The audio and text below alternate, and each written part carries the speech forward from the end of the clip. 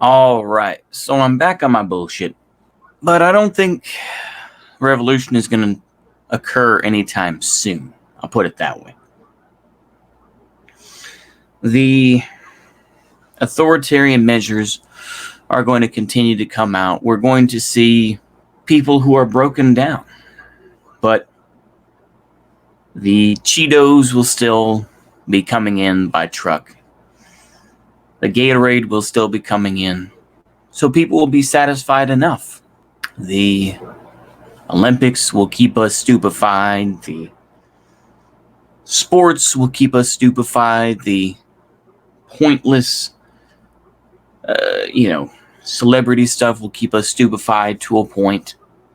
Numerous things. Well, I don't even say this is, the people deserve, I could be like a Hitler type and be like, U.S. deserve, the U.S. people don't deserve to be freed. No, I'm not going to say that. I'm just saying is that this is where we are.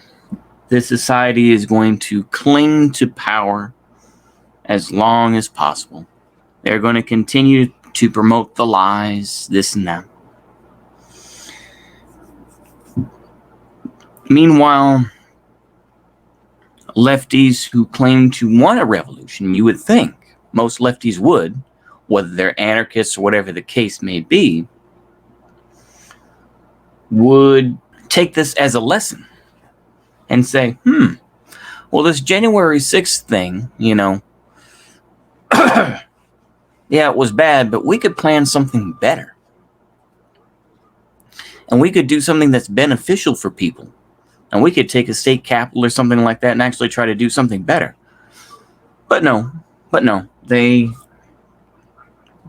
prefer to shill and give lip service to the government. They prefer to, defend the National Guard. They prefer to defend the system because they want reform. Reform is not going to happen. And what little reform will occur will be minimal. The decline of the United States has been happening for decades. But the infrastructure is good enough, with heavy quotes on that, good enough to keep the trucks rolling, to keep people entertained enough to not want something to happen. I'm just going to combine another video because I'm lazy, but the reason why it's so easy to become a doomer is because it's just easier to say, it's all going to be destroyed. Kind of this nihilistic sort of attitude. It's all going to be destroyed anyway, so who cares? I'm going to die in the war anyway, so I'm going to enjoy myself as long as possible, and who cares? Things will break apart, whatever, right? That's where a lot of that mindset comes from. We see just another little incident on top of another little incident, I doubt that history is going to remember the Wii Spa in Los Angeles. I doubt that people will remember the cancer treatment center in Los Angeles with anti-vaxxers and Antifa defending a cancer patient. These will be forgotten in time. There's going to be some, one or two rando spurgs who will remember, but for the most part, that will be forgotten. People talk about the riots in 2020, or the protests, whichever you want to say. They'll talk about January 6th. They'll talk about all these other issues. But these little incidents will be forgotten. All the shootings and everything else. My cat's getting wild. Thank you. You don't have to knock that over. Hey. She's not going to calm down. So, anywho. What I was going to finish up with this is I was going to say, by the time the revolution happens, it will be too late. But I thought, no, that's too dramatic. I think more realistically, what will be left? By the time the standard of living in the United States becomes too unbearable, by the time you realize that, that this system doesn't care about you, that cops have killed your family or whichever,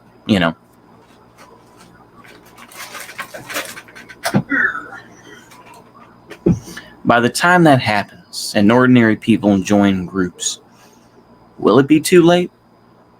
Or will there be anything worth saving? Because I do think to a point is that, China will control vast portions of the United States, much as they control vast portions of Canada. Particularly Vancouver. People will have, I'm sure will have that feeling, right? As much as lefties complain about these things, they're still patriotic Americans. They want America to change. They want it to be better. This is what people like Vosh have said, right? I think a lot of folks, me included, I'll be honest with you, will become opportunists. They just want to make money. And it doesn't matter whether it's, Chinese yuan, Russian rubles, crypto, whichever. As long as it's secure and you can get to it, who cares, right? But I think that's what's going to occur far more than people being revolutionaries, this and that, wanting to change society. More people, I think, are just going to become lumpen proletariat. I don't know. Lumpen proletariat is not the same. I know. But I think more people will become thieves. I think that they will join these vast gangs and everything. It will become like a, mafias of various types,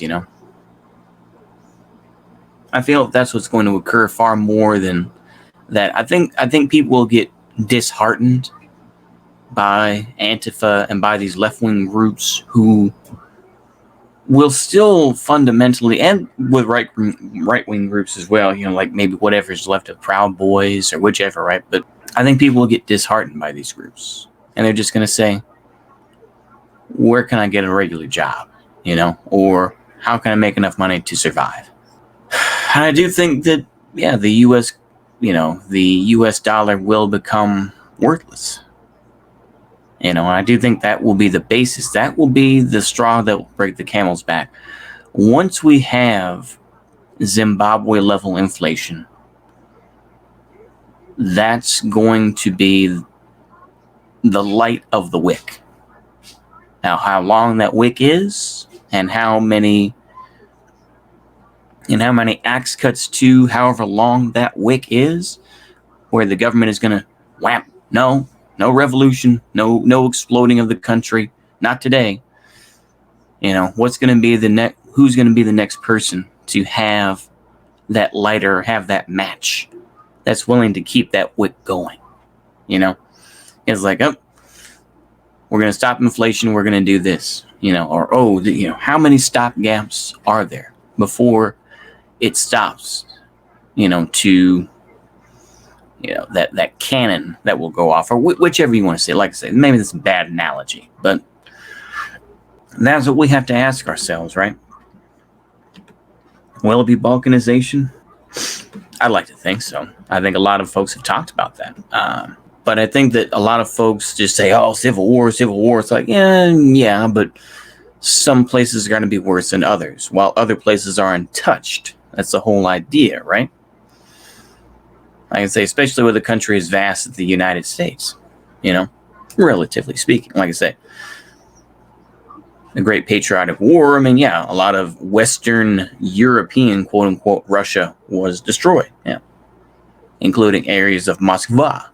But beyond the Urals, Siberia, this and that, apart from, battles like Kulkangol, this and that, with the Japanese, relatively untouched, We have to think about that in the United States. California, of course, will be a battleground. You think Maybe Texas to a point will be a battleground. But where else will the real trigger points be? That's a matter of opinion. So, like I say, I said this in the other video about the COVID stuff. I just watched a video showing where a couple of the Texas Democrats who fled to Washington, D.C. turned out to be positive for COVID. And of course, now everyone's being mum about what's going on. But yeah, I am conflicted, though, about it. As you should be. You shouldn't just willingly, and I've tried to say this in these videos as apart from what you may think, but nobody willingly wants to let this occur. Nowhere near to the same degree. They don't want this. I don't want this. But we know that this society is hanging on by shoestrings, by threads even. And there's not that much, in my opinion, that is keeping this country together. There's no common ideas. And like I say, you can blame critical race theory. You can blame whatever you want to. But the thing is, though, is that they have been undermined. These ideas of freedom, these ideas of, being able to have a living wage, being able to afford a house, being able to, go traveling, this and that. We have a society that's dying. You can go ahead and try to lie to yourself all you want to and say, oh, the U.S. is burgeoning, this and that. It's still going. Are you talking about the country as a whole, or are you talking about where you're living? And even then, where you're living, how is it thriving? I don't know. There's a lot of folks who want to live in ignorance. I think I see it even working at a hotel. A lot of people that live in ignorance. The folks that work there don't really. They know that, I'm not going to say the company, but the company does not care about you. There's definitely that feeling. And when we had our grand opening, they sure as hell didn't care. They didn't talk to us or shake our hands or anything. They were rubbing elbows with all the muckety mucks, the movers and the shakers. People like us, they didn't care. All right. Well, now everyone's coming home, so now it's going to get louder. So let's just go ahead and cut it here. Anyway, hopefully y'all enjoy. See you later. Goodbye.